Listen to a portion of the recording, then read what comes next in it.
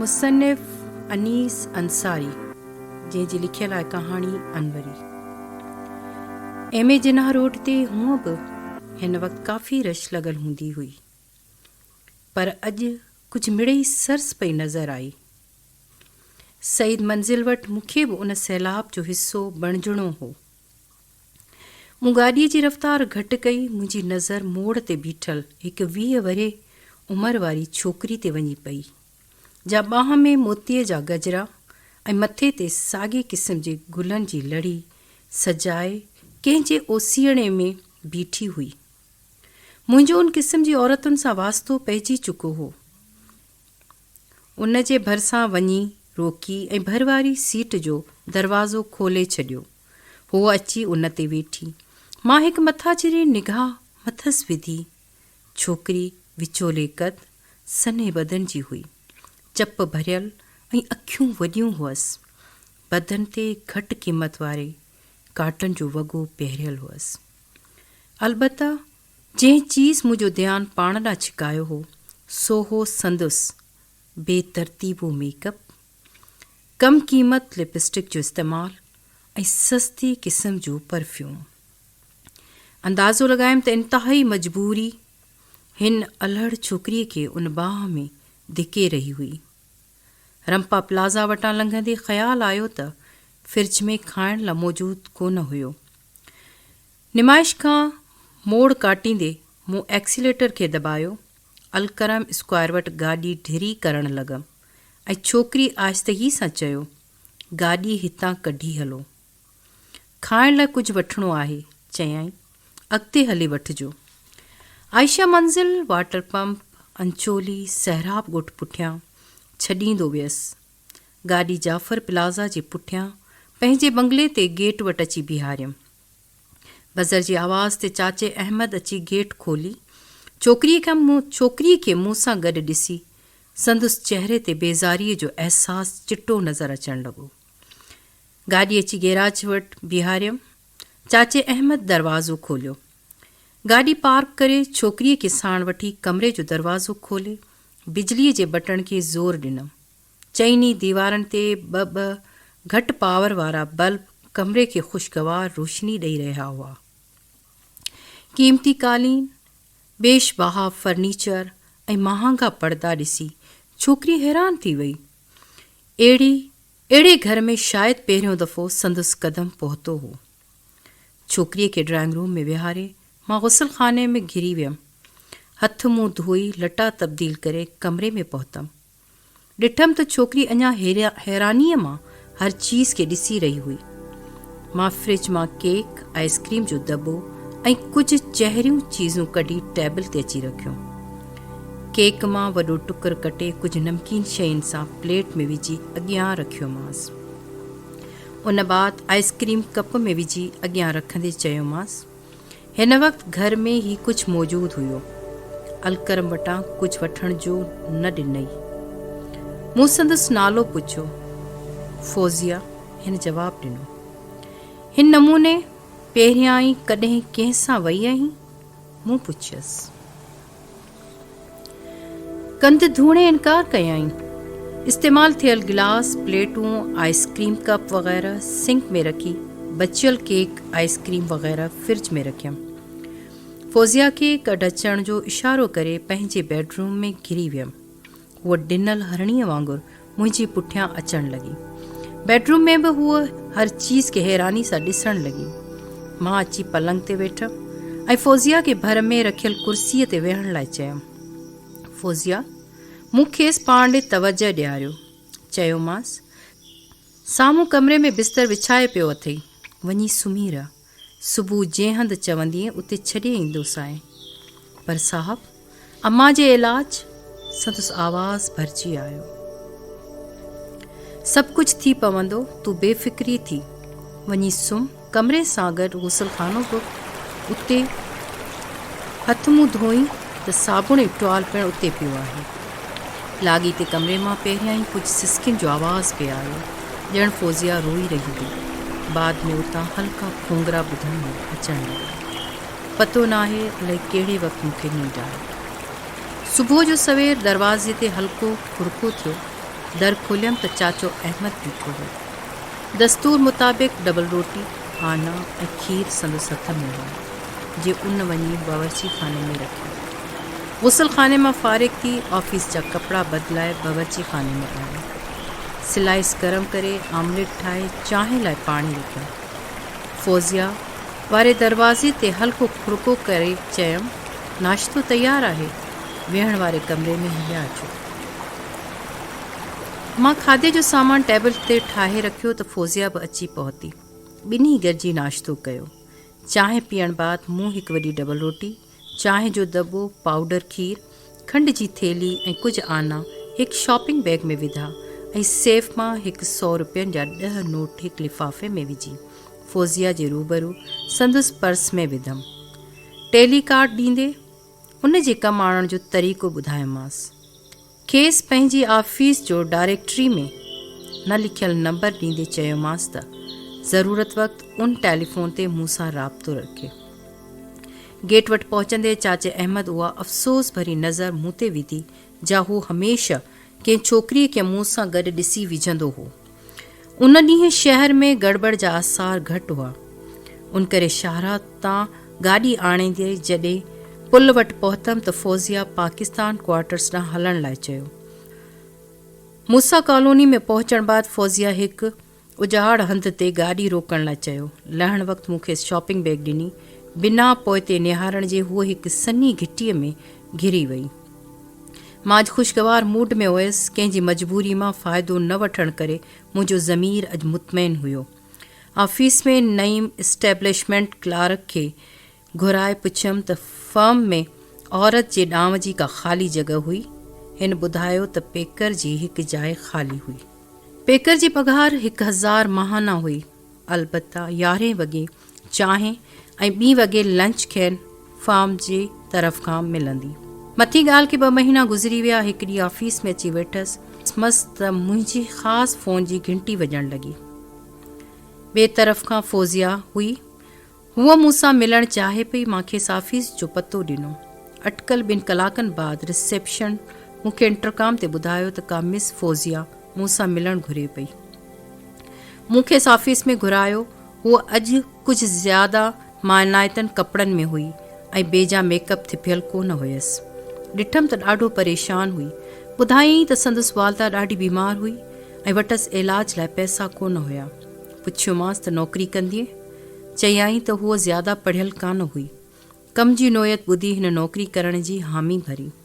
नईम खे घुराए छोकिरीअ खां पेकर जी नौकरी बाबति तफ़सील वठी दरख़्वास्त टाइप करण लाइ चयो ऐं साॻी वक़्तु खेसि नौकरी में मुक़ररी जो ऑर्डर पिण टाइप करे खणी अचण लाइ चयमि। फौज़िया तफ़सील हिन नमूने ॾिनो। नालो अनवरी, धीउ अशरफदीन, उमिरि 20 वरे, शादी अणपरणियल, तालीम मैट्रिक 2nd डिवीज़न, तजुर्बो को बि न। नईम जे वञण बाद इंटरकॉम ते कुझु बिस्कुट ऐं 2 कप चांहि मोकिलण लाइ चयमि। मुरकंदे पुछियोमांसि, फौज़िया मां अनवरी कॾहिं खां थी आहीं? मोहींदड़ मुस्कुराहट सां चयाईं, उहो छो नथा पुछो त अनवरी मां फौज़िया कॾहिं ऐं छो थियसि? चांहि पीअंदे पुछियोमांसि, पंहिंजी जाइ में रहंदा आहियो? चयाईं, जाइ मसवाड़ी आहे। बिजली ऐं पाणीअ खां सवाइ मालिक मकान 100 रुपया माहाना वठंदो आहे। हाणे 200 रुपयनि जी तक़ाज़ा करे रहियो आहे। अम्मा ठीकु हुई त महिनत मज़दूरी करे घर जो ख़र्च हलाईंदी हुई। महिनत मज़दूरी मां बि कयां, पर उन सां गॾु जा ॿी तक़ाज़ा हिसा पूरी करणु नथी चाहियां। पुछियोमांसि त जे बिना मसवाड़ जे खेसि फर्म में क्वार्टर ॾिनो वञे त हू हली ईंदी? हुन हाओ कई। घंटी ॿुधी कासिद साम्हूं अची बीठो। मां खेसि शहबाज़ ख़ान खे सॾे अचण लाइ चयो। अचण ते खांइसि पुछियमि, शहबाज़ ख़ान, तुंहिंजे क्वार्टर भरिसां 2 नंढा क्वार्टर ठाहिराया हुआसीं, उहे अञा ख़ाली आहिनि? शहबाज़ ख़ान कंधु लोॾे हाओ कई। चयोमांसि, अनवरी बेगम, असां वटि पेकर मुक़ररु थी आहे। घर में पाण ऐं संदसि वालदा आहे। इन्हनि ख़ाली क्वार्टरनि मां हिकिड़ो हिन खे ॾियणो आहे। खेसि वठी वञी क्वार्टर ॾेखार ऐं साॻिए वक़्तु नईम खे चओ त हू उन क्वार्टर जो अलॉटमेंट ऑर्डर अनवरी बेगम जे नाले कढे। अनवरी ऐं शहबाज़ निकिता त शम्स अची पहुतो। मां खेसि ट्रांसमीटर सॾींदो हुअसि। हुयो बि उन ॾांहुं जो। अचण सां चयाईं, सर ऑफिस में चोॿोल पइजी वियो आहे त साहबु अनवरी बेगम ते ॾाढो महिरबानी थियो आहे। उन जी नौकरी जी दरख़्वास्त बि सही न थी आहे त संदसि नौकरीअ जो ऑर्डर ऐं क्वार्टर जी अलॉटमेंट निकिरी चुका आहिनि। पुछियोमांसि, ॿियो कुझु? शम्स कंध धूणे नाकार कई। उन दौरान अनवरी ऐं शहबाज़ ख़ान क्वार्टर ॾिसी वापसि पहुची चुका हुआ। मां शम्स ऐं शहबाज़ ख़ान खे वञण लाइ चयो। अनवरी कुर्सी ते वेठी। एतिरे में नईम दरख़्वास्त, नौकरी जे ऑर्डरनि ऐं क्वार्टर जी अलॉटमेंट ऑर्डर टाइप करे खणी आयो। चयाईं त ऑफिस सुप्रीडेंट नौकरी ऐं अलॉटमेंट ऑर्डर ते इनिशियल करण खां इनकार कयो। संदसि चवणु आहे त नौकरी जी दरख़्वास्त ई मंज़ूर न थी आहे त ऑर्डर कीअं निकिता। दरख़्वास्त ते अनवरी जी सही वठण बाद हाशिए में नोट कयमि अपॉइंटेड। बाद में नौकरी ऐं अलॉटमेंट ऑर्डर सही करे नंबर हणाए अनवरी जे हवाले कयो। ॿिए ॾींहं ते अनवरी अची नए क्वार्टर में वेठी। फर्म जे डॉक्टर संदसि वालदा जी चकास ऐं इन्वेस्टिगेशन करे संदसि इलाज शुरू कयो। मुंहिंजे चवण ते मैस मैनेजर अनवरी जे लंच पैक में 2 वधीक स्लाइस ऐं 1 उॿारियल पटाटो दस्तूरी चीज़नि सां गॾु रखंदो हो। लंच पैक ॿिन्ही माउ ऐं धीअ लाइ काफ़ी हो। हफ़्ते बाद दस्तूरी राउंड ते पैकिंग सेक्शन में मूं अनवरी खे सफ़ेद कमीस ऐं सफ़ेद सलवार ऐं सफ़ेद दुपट्टे में कमु कंदे ॾिठो। उहा ॿियनि खां अलहदा ऐं मुमताज़ पे नज़र आई। 2 महीननि ताईं न मां पैकिंग सेक्शन में वियमि ऐं न अनवरी मूं वटि आई। ट्रांसमीटर वातां मालूम थियो त ऑफिस स्टाफ में मूं बाबति राय ज़नी हाणे शुरू वारी कान हुई। हिकु ॾींहुं ऑफिस में वेठो हुयसि त पैकिंग सेक्शन जे इंचार्ज रिहाना मूंसां मिलण जी इजाज़त घुरी। हिन अचण सां मूंखे शिकायत जो काग़ज़ ॾिनो, जंहिंमें उन अनवरी ते बेतवजी, काहिली ऐं लंच ते वधीक वक़्तु ग़ैर हाज़िर रहण जा इल्ज़ाम लॻाया हुआ। संदसि रूबरू नईम खे घुराए नोटिस टाइप करण लाइ चयो, जंहिंमें अनवरी जे ख़िलाफ़ इल्ज़ाम ॾेखारियल हुआ ऐं खेसि हफ़्ते अंदरि सबबु पेश करणो हो ऐं ॾोहारी हुअण जी हालत में मथसि इंतिज़ामी क़दम खणण बाबति पिणु लिखियो वियो हो। रिहाना ऐं नईम कमरे मां निकिता मस्त त ट्रांसमीटर अची पहुतो। चयाईं, सर ही कहिड़ो था ज़ुल्म कयो। अनवरी बेॾोही आहे। ही सभु हरकत ऑफिस सुप्रीडेंट जी आहे जो अनवरी जे वेझो थियणु घुरे थो ऐं हूअ खेसि लिफ्ट नथी ॾिए। मूं हथ जे इशारे सां शम्स खे वञण लाइ चयो। इंटरकॉम ते ऑफिस सुप्रीडेंट खे चौकीदार शहबाज़ ख़ान खे पाण लाइ मोकिलण लाइ चयो। शहबाज़ ख़ान सरहद जो रहाकू इंतिहाई दर्जे जो सचार ऐं ईमानदार हो। मूं साणसि अनवरी जो ज़िक्र छेड़ियो ई मस त चवणु लॻो, साहब ही माण्हू दिलि जा ॾाढा खोटा आहिनि। हर हिकु अनवरी बेगम जे वेझो थियणु थो घुरे, ख़ासि तरह ऑफिस सुप्रीडेंट। खाना ख़राब, ख़ुदा खां बि नथा डिॼनि। 2 दफ़ा राति जो चौकी ॾींदे आरिफ़ साहब खे अनवरी बेगम जे दर तां मोटायो आहे। नईम लेटर टाइप करे आयो। मूं अनवरी ऐं रिहाना खे घुराए कुर्सीअ ते वेहण जो इशारो कयो। संदसि वेहण बाद मूं रिहाना खे चयो, रिहाना इहो सभु खे मालूम आहे त अनवरी बेगम ईमानदारी सां कमु करे थी या न? मां तुंहिंजी शिकायत ते मथसि क़दम खणणु घुरां थो। अहिड़ो लेटर बि टाइप करायो अथमि, पर इंसाफ़ जी तक़ाज़ा इहा आहे त मां उन सिलसिले में कुझु तहक़ीक़ात बि करियां। अवां ॿई हिते वेहो, मां ॿिन्ही जी ग़ैर हाज़िरी में पैकिंग सेक्शन में वञी थो अनवरी जे कम बाबति संदसि साथियुनि खां जांच करायां। रिहाना वसी थी वई। चयाईं, सर मुंहिंजो हुजणु उते लाज़मी आहे। मूं कंध धूणे इनकार कयो। उन दौरान ॾिठमि त अनवरी जे मुंहं जो रंग हेॾो थी वियो हो। रिहाना खे चयमि, मूंखे मालूम थियो आहे त आरिफ़ साहब तुंहिंजे सेक्शन में ज़्यादा दिलचस्पी थो वठे। मूं इहो चयो त को बि मर्द मुंहिंजी इजाज़त खां सवाइ उन सेक्शन में न वञे। मूं वटि साबिती आहे त आरिफ़ साहब ॾींहं में 1-2 भेरा उन सेक्शन जो राउंड थो लॻाए ऐं कमु कंदड़ औरतुनि खे हिदायतूं थो ॾिए। अवां न खेसि सेक्शन में वञण खां रोकियो आहे ऐं न मूंखे उन जो इतला ॾिनो आहे। रिहाना ॾकंदे फरकंदे सची कई त अनवरी बेगम ईमानदारीअ सां कमु करे रही हुई ऐं उन उहा शिकायत आरिफ़ साहब जे चवण ते कई हुई। मूं ॿिन्ही खे वञण लाइ चयो ऐं आरिफ़ खे घुराए चयो, मिस्टर आरिफ़ अवां अॼुकल्ह पैकिंग सेक्शन में काफ़ी दिलचस्पी था वठो। ऐं बावजूदु मना करण जे ॾींहं में हिकु अधु दफ़ो राउंड लॻायो था। राति जो बि अव्हां अनवरी जे घर संदसि वालदा जी ख़ैरियत मालूम करण लाइ संदसि इजाज़त बिना वञणु चाहियो था। ऐं कुझु दफ़ा चौकीदार अव्हां खे आधी राति वक़्तु अनवरी जे दरवाज़े ते ॾिठो आहे। अव्हां जहिड़े शाइस्ता माण्हूअ जे मुंहं ते अहिड़ियूं ॻाल्हियूं नथियूं ठहनि। अलबत्ता मां खुले तरह अव्हां खे चवां थो त अव्हां या को ऑफिस मेंबर जेकॾहिं अनवरी सां शादी करणु घुरंदो त मुनासिब ॾाज पंहिंजे तरफ़ खां ॾींदसि। आरिफ़ चयो, सर, अव्हां खे ग़लति फ़हमी थी आहे। मां वाइदो थो करियां त अॻिते ईअं न थींदो। सर, मां शादीशुदा आहियां, 2 ॿारनि जो पीउ। मां अहिड़ी हरकत कीअं कंदसि? वञो ऐं वञी ॿियनि खां पुछो। 2 ॾींहंनि में मूंखे जवाबु ॾिजो।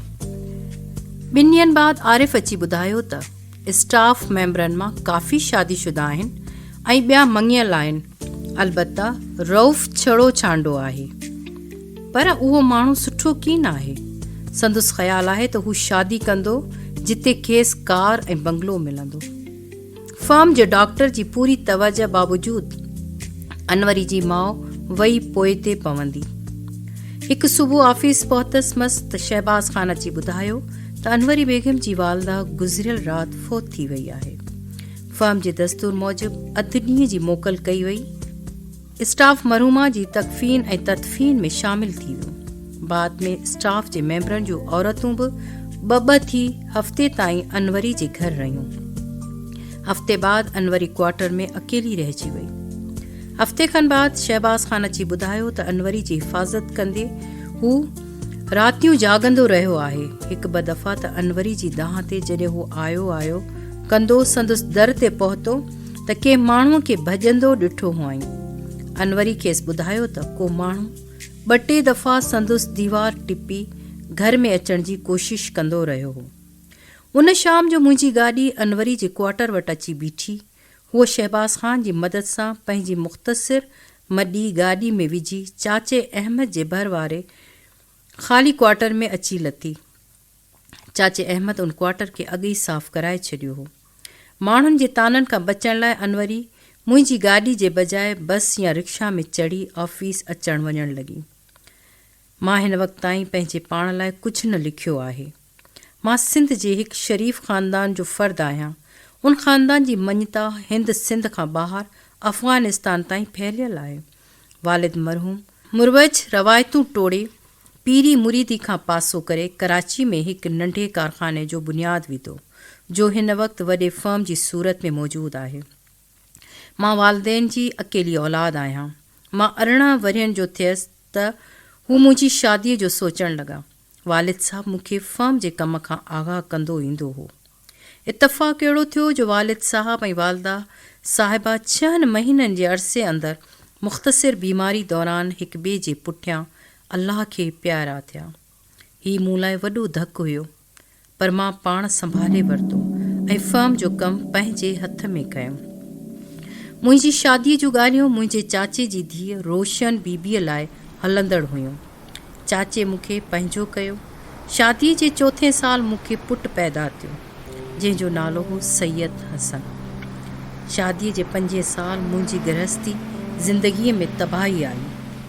थियो हीअं त चाचे पंहिंजो पुटु ज़फ़र मूं वटि कारखाने जो कमु सिखण लाइ छॾियो। बीबी रोशन झलियो बि, पर मूं मथसि एतबार करे खेसि कारखाने जे स्याह सफ़ेद जो मालिक बणायो। संदसि बेहूदगियुनि करे कारखाने में स्ट्राइकूं ऐं नाफ़रमानियूं थियूं।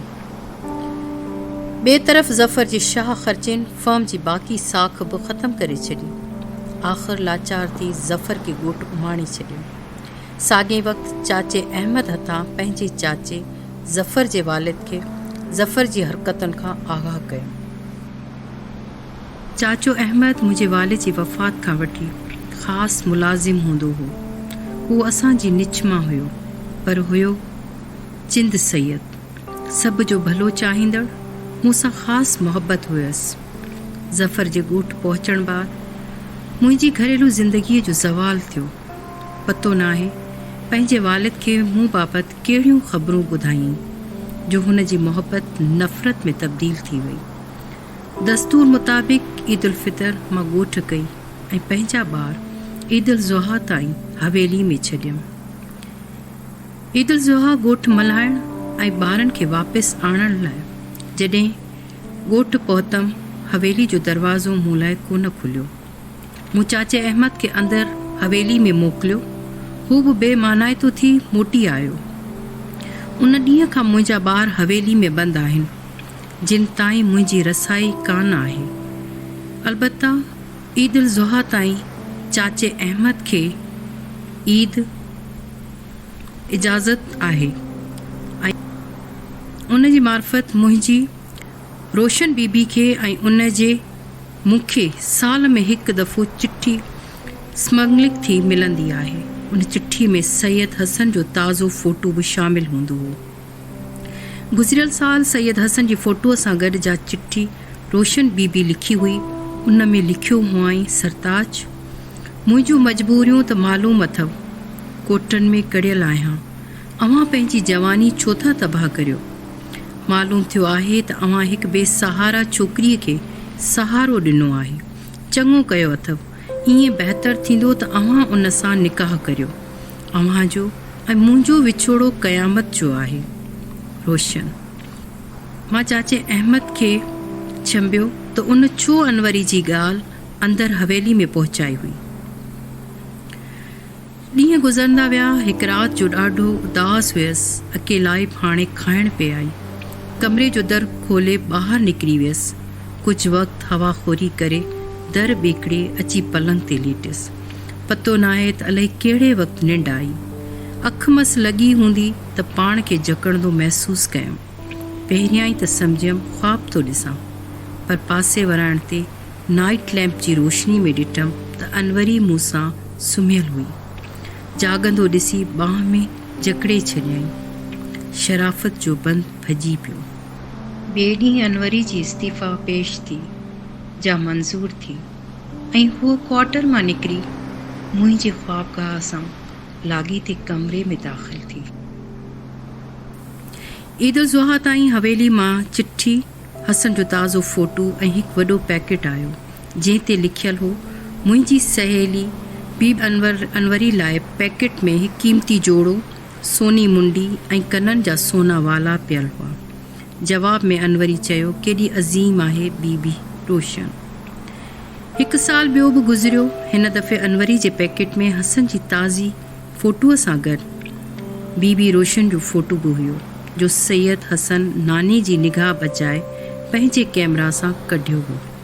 मां फ़ोटो ॾिसंदो ई रहियसि। बीबी रोशन मूं वटि जॾहिं हुई त हिकु मुखड़ी हुई ऐं हाणे हिकु टिड़ियल गुल वांगुरु हिन जे हुसन में काफ़ी इज़ाफ़ो आंदो हो। मां फ़ोटूअ खे सुनहरी फ्रेम में मढ़ाए पंहिंजे अॻियां टेबल ते रखी छॾियो। ॿिए साल बीबी रोशन जी फ़ोटूअ खां सवाइ ॿियूं सभु चीज़ूं हवेली मां आयूं। अनवरी लाइ हिन साल वॻे खां अलावा 4 सोनियूं चूड़ियूं पिणु हुयूं। मां हाणे महसूसु करणु लॻो हुअसि त अनवरी बावजूदि रोशन जी मुहबत ऐं शफ़क़त जी साणस हसद करणु लॻी हुई। मूंखे संदसि फ़ोटूअ खे टिकटिकी ॿधी ॾिसंदे बि 2-3 दफ़ा टोकींदे चयो हुआईं, साहब जी हिन औरत में तव्हां छा ॾिठो आहे? चयोमांसि, पाकीज़गी, हुसन, शराफ़त ऐं सखावत। हाणे बीबी रोशन जो फ़ोटो गुम थियणु लॻो। कॾहिं स्टोर रूम मां हथ पे आयो त कॾहिं अलमारी मां, कॾहिं बावर्ची खाने में पियो हूंदो हो त कॾहिं कबाड़ खाने में। हिकु ॾींहुं फ़ोटो किथे बि हथु न आयो। मां रड़ियुनि सां घर मथे ते खणी ॾिनो। उन ॾींहुं बि कलाक देरि सां ऑफिस पहुतमि। फ़ोटो हथु कोन आयो हो। वञणु वक़्तु चई वियसि त जेसीं फ़ोटो न मिलियो आहे तेसीं मां घर में क़दम न रखंदसि। राति जो 9 वॻे पंहिंजे दोस्त अल्ताफ़ जे घर वेठो हुअसि त पुछा कंदे कंदे चाचे अहमद उते अची हथु कयो। टेलीफ़ोन ते ॿुधायईं त फ़ोटो हथु आयो आहे। मां घर मोटी आयमि। ईद उल ज़ुहा वारे ॾींहुं मां ऑफिस मां जीअं मोटियसि त चाचा अहमद ॿुधायो त शहज़ादो संदसि कमरे में वेठो हो। मूं रड़ करे पुछियसि, केरु? हसन? हिन हाउ कई। सैयद हसन खे हू शहज़ादो सॾींदो हो। मां डोड़ंदो अहमद जे कमरे में घिरियसि त मुंहिंजो सिर वञी दरवाज़े खे लॻो। धक जो ख़्यालु छॾे डोड़ंदो वञी हसन खे हंज में खयमि। हसन बि बाबा करे मूंखे चंबड़ी पियो। अहमद खां पुछियमि, चाचा शहज़ादे खे घर में अंदरि न वठी विए? चयाईं, बीबी अनवरी चयो हो त ॿाहिरि विहारीसि जेसिताईं साहब अचे। मां हसन खे साण करे घर में घिरियसि। अहमद दस्तूरी तरह मूंखे मुंहिंजूं चीज़ूं ॾेई पैकेट वञी अनवरी खे ॾिनो। अनवरी पैकेट खे खणी परे उछलायो। मां अनवरी खे शिकायत भरे लहजे में चयो, तो घर जे मालिक खे ॿाहिरि विहारे चङो कमु न कयो। घर जो मालिक ऐं मुंहिंजो प्यारो पुटु। बीबी रोशन जी तस्वीर ॾांहुं इशारो करे चयाईं, हीअ आहे तुंहिंजी प्यारी ज़ाल। हा, जान खां बि प्यारी। कमीनी अनवरी जी रड़ घर में गूंजण लॻी। टिप ॾेई उथी तस्वीर खणी भित खे हयाईं। नाज़ुक फ्रेम छियूं छियूं थी वियो। मां टिप ॾेई उथी खॿे हथ सां अनवरी जी चोटी पकड़ियमि ऐं सॼे हथ सां मुंहं ते टे 4 ज़ोरदार चिपाटूं जड़ियूंमांसि। हूअ बेहोश थी किरी। चाचो अहमद डोड़ंदो वियो ऐं वञी पाणी खणी आयो। कुझु छंडा मुंहं ते हयांसि ऐं 2-4 ढुक पियारियांसि त हू सरजीत थिए। मां अहमद खे चयो त हिन कमीनी जो समूरो सामान ऐं 10,000 रुपया खेसि ॾेई शहर जे कंहिं चौक ते छॾे अचीसि ऐं चईंसि त हूअ हिन तरफ़ वरी मुंहुं न करे। अनवरी हाणे महसूसु कयो त हिन केतिरी न ग़लती कई हुई। हूअ मुंहिंजनि पेरनि खे चंबड़ण लॻी। मूं 2 लतूं वहाए कढियसि। अनवरी जे कमरे मां वञण बाद मां ग्लूकोस जो हिकु गिलास वॾो पी बीबी रोशन जो ख़त वरितो, जंहिंमें लिखियलु हो त संदसि वालिद खे ज़फ़र जे कुदन करतूतनि जो हाणे पतो पइजी चुको आहे। ज़फ़र 2 दफ़ा जेल में बि पियो हो, पर संदसि वालिद जे असर रसूख़ खेसि बचाए विधो। बाबा शहज़ादे खे अव्हां वटि महीनो रहण जी इजाज़त ॾिनी आहे। शायदि मूंखे बि वधीक कुझु लिखियलु कीन हो। हसन जो मुंहिंजो अनवरी से बर्ताव ॾिठो हो त सारो वसियो थी वियो। मां खेसि छातीअ सां खणी लातो। मुंहिंजी ख्वाबगाह में हिकु नंढे पलंग जो इज़ाफ़ो थियो मुंहिंजे प्यारे पुटु हसन लाइ। ॿिए ॾींहुं सुबुह जो हसन खे साण करे गैराज मां गाॾी कढी गेट वटि पहुतमि त अहमद उते मौजूदु हुयो। पुछियोमांसि, अनवरी खे किथे छॾे आएं? चयाईं, किथे बि न, हू क्वार्टर में मौजूदु आहे। छो? मुंहिंजी रड़ बंगले में गूंजण लॻी। पहिरियों दफ़ो मूं चाचे अहमद सां बदज़बानी कई। जॾहिं जोश घटियो त अहमद ॿाहूं ॿधी चवणु लॻो, मुर्शिद, चङीअ सां त चङायूं हर को करे, भलो उहो जो बुरनि सां करे भलायूं। बीबी अनवरी न सामान थी वठे ऐं न पैसा। पंहिंजो पुराणो वॻो पायो वेठी आहे। चवे थी त वाक़ई मां नालाइक़ आहियां। हिन क्वार्टर खे न छॾींदसि। फ़क़ीरनि वांगुरु टुकर ॾींदो त वाह, न त बसि। महीने गुज़रंदे वेरम ई न थी। मां पंहिंजी गाॾीअ में अहमद खे शहज़ादे सां गॾु सुबुह जो ॻोठु मोकिलियो, उन वादे सां त शाम जो हू कंहिं बि रीति मोटी ईंदो। शाम जो देरि सां घर पहुतमि त अहमद मौजूदु हो। हुन मूंखे 2 चिठियूं ॾिनियूं। हिकु बीबी रोशन जी हुई ऐं ॿी हुई संदसि वालिद जी। पहिरियां ई बीबी रोशन जी चिठी खोलियमि। लिखियलु हो, सरताज, शहज़ादी खां सभु मालूम थी चुको आहे। अव्हांखे ईअं करणु न घुरिबो हो। हसद औरत जी फितरत आहे। मूंसां नफ़रत ॾेखारे थी। बीबी अनवरी जी अव्हां सां केॾी न मुहबत आहे। खेसि माफ़ु कयो। कंदो न खेसि माफ़ु? भला मां हसद छो नथी करियां? उन जा 2 सबब आहिनि। हिकु ख़ानदानी रवायत ऐं ॿी तव्हांजी अकेलाई। ज़फ़र वरी वञी जेल में पियो आहे, हिन दफ़े धाड़ेलनि खे मदद ॾियण जे इल्ज़ाम में। बाबा साईं ॾाढो परेशान आहे। पुछियोमांसि, अनवरी खे किथे छॾे आएं? चयाईं, किथे बि न, हू क्वार्टर में मौजूदु आहे। छो? मुंहिंजी रड़ बंगले में गूंजण लॻी। पहिरियों दफ़ो मूं चाचे अहमद सां बदज़बानी कई।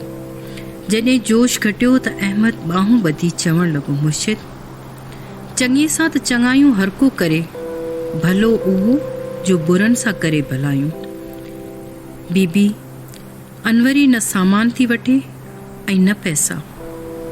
पंहिंजो पुराणो वॻो पायो वेठी आहे। चवे थी त वाक़ई मां नालाइक़ आहियां, हिन क्वार्टर खे न छॾींदसि। फ़क़ीरनि वांगुरु टुकर ॾींदो त वाह, न त बसि। महीने गुज़रंदे वेरमी न थी। मां पंहिंजी गाॾीअ में अहमद खे शहज़ादे सां गॾु सुबुह जो ॻोठु मोकिलियो, उन वादे सां त शाम जो हू कंहिं बि रीति मोटी ईंदो। शाम जो देर सां घर पहुतमि त अहमद मौजूदु हो। हुन मूंखे 2 चिठियूं ॾिनियूं, हिकु बीबी रोशन जी हुई ऐं ॿी हुई संदसि वालिद जी। पहिरियां ई बीबी रोशन जी चिठी खोलियमि, लिखियलु हो, सरताज, शहज़ादी खां सभु मालूम थी चुको आहे। अव्हांखे ईअं करणु न घुरिबो हो। हसद औरत जी फितरत आहे। मूंसां नफ़रत ॾेखारे थी त बीबी अनवरी जी अव्हां सां केॾी न मुहबत आहे। खेसि माफ़ कयो। कंदो न खेसि माफ़? भला मां हसद छो नथी करियां? उन जा 2 सबब आहिनि, हिकु ख़ानदानी रवायत ऐं ॿी तव्हांजी अकेलाई। ज़फ़र वरी वञी जेल में पियो आहे, हिन दफ़े धाड़ेलनि खे मदद ॾियण जे इल्ज़ाम में। बाबा साईं ॾाढो परेशान आहे, पोड़ो थी वियो आहे, डुक डोड़ नथो करे सघे। हू चाहे थो त अव्हां अची ज़फ़र जी पैरवी करायो। रोशन। ॿी चिठी चाचे खां हुई, जंहिं पंहिंजे बेजा कदम ते शर्मिंदगी ॾेखारी हुई ऐं मूंखे ॻोठु अचण लाइ लिखियो हुअईं। घर जो मामिलो अहमद जी ऐं आफ़ीस जी देखभाल आरिफ़ जे हवाले करे सालनि बाद ॻोठु ॾे रवानो थियसि। ॻोठ में का तब्दीली कान आई हुई, सवाइ हिकु primary girls school, boys middle school ऐं डिस्पेंसरी जे बणजण जी। बनियुनि मां लंघंदे नार वटि ख़मीसो कमदार ऐं जानू ॾखण नज़र आया। उन्हनि जो अणसुञातल गाॾीअ जो रुख़ हवेली लाइ ॾिठो त हैरानीअ सां ॾिसण लॻा। मां गाॾी संदुनि वेझे आंदी। मूंखे लहंदे जो ॾिठाऊं त मिठो साईं कंदा डोड़ंदा आया। उन्हनि पेरें पवण पे घुरियो, पर मां खेनि छिके छातीअ सां लाथो। बीठे पेर खाइनि ज़फ़र जे कुदन करतूतनि जो पतो पियो। मुंहिंजी पहुचण खां अवल हवेली में मुंहिंजे अचण जी ख़बर पइजी हुई। हवेली में जितां पे लंघियमि त आवाज़ पे आया, मिठो साईं अची वियो, मिठो साईं अची वियो। पहिरियां ई चाचा साईं जे घर वियमि, जो रोई मिलियो, चयाईं, मां तोसां बुरो हलियो आहियां, माफ़ कजां। चाचे जी इजाज़त सां बीबी रोशन जे कमरे में घिरियमि। संदसि हुसन जमाल ॾिसी बेख़ुद थी वियमि। रोई अची मिली शहज़ादे परियां बीठे तकियो सॼे भाकुर में कयोमांसि। 2 महीननि जी डुक डोड़ बाद जे मां ॻोठ में गुज़ारिया, ज़फ़र बाइज़त आज़ादु थियो। उन जी 3 ॾींहं मूंखे बीबी रोशन ऐं सैयद हसन सां गॾु कराची वञण जी इजाज़त मिली। चाचे सुखड़ियुनि पाखड़ियुनि सां ढहे छॾियो। गेट अॻे ई खुलियल हुई, कमरा साफ़ ऐं सुथरा हुआ। टेबल ते बीबी रोशन जो फ़ोटो फ्रेम में लॻल रखियो हो, जंहिंजे भरिसां गुलाब जो ताज़ो गुल रखियल हुयो। सोफ़े ते वेहंदे बीबी रोशन पुछियो, मुंहिंजी साहेड़ी काथे आहे? मूं खेसि को बि जवाबु न ॾिनो। अखियुनि सां मिलाए चयाईं, खेसि माफ़ी न मिलंदी छा? कंदो न खेसि माफ़? मूं में हुकुम इनहराफ़ी जी ताक़त मौजूदु कान हुई। सादनि लटनि में बिना मेकअप जे अनवरी ॾकंदी फरकंदी अंदरि आई। हेठि कालीन ते वेहण जे पे कयाईं त बीबी रोशन भाकुर भरे खेसि पाण सां गॾु सोफ़े ते विहारियो।